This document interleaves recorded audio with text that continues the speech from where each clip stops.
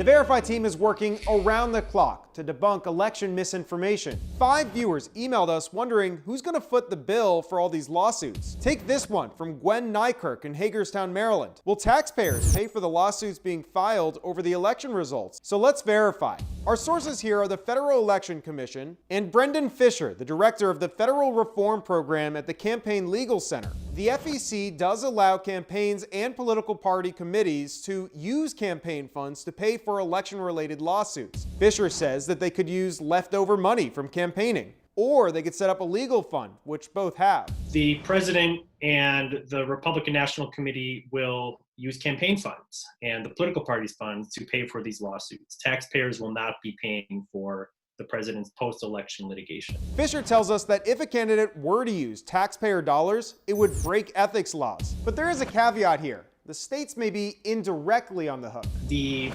states that the president is suing may incur some costs in defending themselves against that litigation. And Fisher tells us that that would be money coming from state taxes, which is the case with any lawsuit against a state. So we can verify that false. Taxpayers will not have to directly cover lawsuits filed by President Trump. However, states, aka the taxpayer, might incur some costs in responding to these lawsuits. With your Verify, this is Evan Kozlov.